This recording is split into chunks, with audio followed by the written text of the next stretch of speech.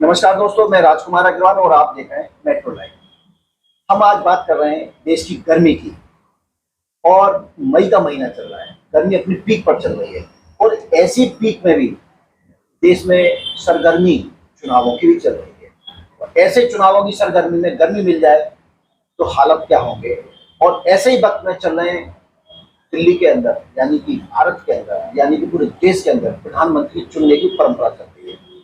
उस लोकसभा के चुनाव में आज दिल्ली के अंदर दिल्ली की बात कर रहे हैं और हमारे साथ हैं श्रीमान विजेंद्र सिंह पवार जी, जो भाजपा के बहुत पुराने कार्यकर्ता हैं। आप उनकी दाढ़ी देखकर भी समझ सकते हैं। आप भाजपा में बहुत पुराने मंडल अध्यक्ष भी रह चुके हैं और इससे बड़ी बात, आप उत्तराखंड समाज से आते हैं। और मैं इनसे बात करूंगा उत्तराखंड हमें दिल्ली में किस तरह से ठंडक दिलाता है, क्योंकि देवादि देव की भूमि उत्तराखंड कहा गया है और वहाँ पर बड़ी शीतलता भी रहती है। मैं सीधे सीधे बात करूँ, पवार जी स्वागत है आपका मेट्रो लाइव में। धन्यवाद जी। पवार जी, मैं आपसे सीधे सीधे बात करूंगा। आप उत्तराखंड समाज से आते हैं जी, और उत्तराखंड के जो वोट है दिल्ली के अंदर 40 लाख वोट होंगे दिल्ली के अंदर, ऐसा मेरा मानना है जी। उन 40 लाख वोट को आप किस तरह से देखते हैं, क्योंकि आपने उत्तराखंड के अंदर भी इन्हीं अपने उत्तराखंडी लोगों की वजह से, और उत्तराखंड में जो भाजपा की सरकार अभी 70 विधानसभा दी है, और आप दिल्ली में 7 लोकसभा के लिए आप क्या सोचते हैं?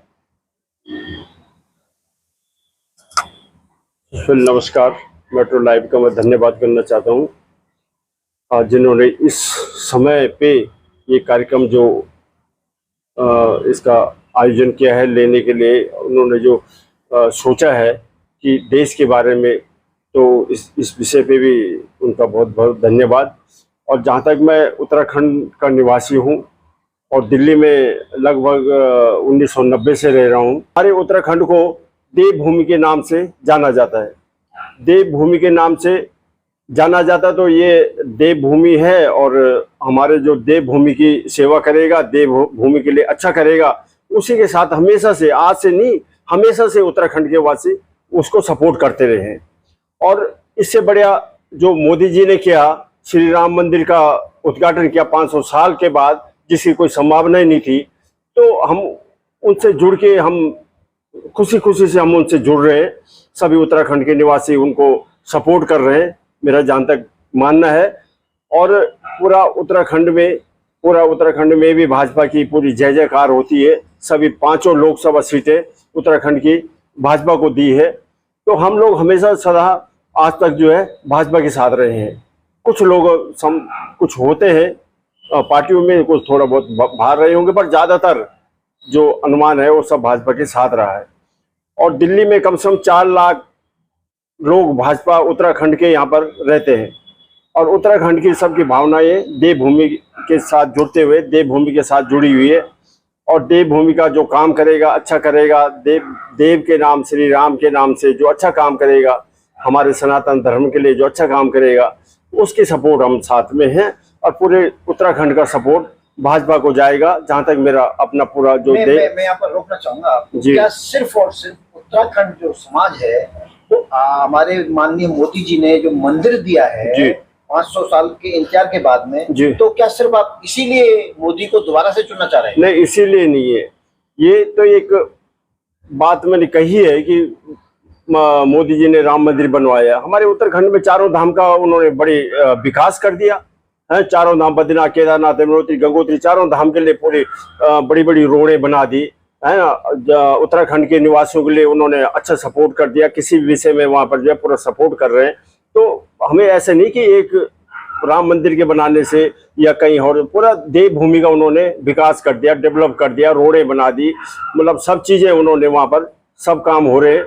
तो इसलिए हम उनके सपोर्ट में हैं, सभी उत्तराखंड वासी। आपको अपने चैनल के माध्यम से आपको बताना चाहूंगा कि अभी हमारे देश के माननीय मोदी जी ने all weather season, all weather road, यानी कि ये कहेंगे आप किसी भी सीजन में कहीं से कहीं भी जा सकते हैं, एक ऐसे रोड की स्थापना पूरे उत्तराखंड में की है। क्योंकि इससे देश का टूरिस्ट कोने से उस कोने तक जाना, दूसरे कोने से उत्तराखंड तक पहुंचना, एक ऐसे रोड की स्थापना की है कि यहाँ सिर्फ सर्दियों में ही नहीं, गर्मियों में ही नहीं, जब आपका मन करे, बरसात हो, गर्मी हो या ठंडा हो, ऑल वेदर हमेशा के लिए सारे मार्ग खोल दिए गए।